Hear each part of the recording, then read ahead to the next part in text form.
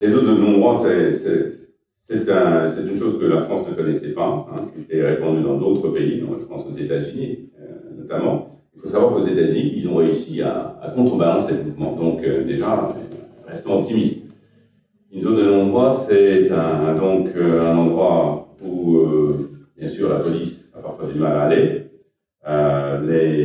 Finalement, les pompiers ont parfois du mal à aller. Le médecin a parfois du mal à aller.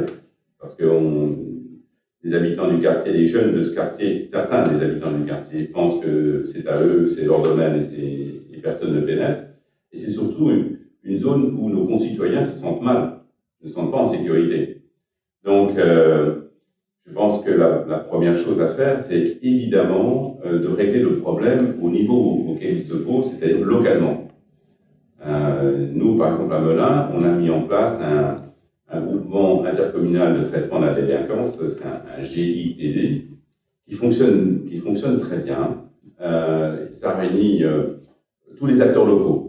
Ça va de la police municipale, la police nationale, en passant par les bailleurs sociaux, les associations, sous la présidence du procureur et du président de la communauté d'agglomération. Et la spécificité de cette institution, c'est qu'il y a un échange nominatif.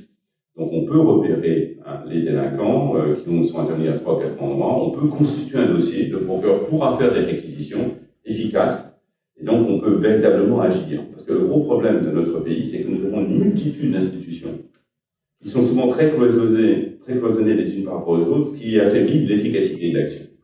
Or c'est sur le terrain qu'il faut agir. Je pense que les élus locaux ont un rôle de premier plan à jouer en agissant avec les acteurs de terrain.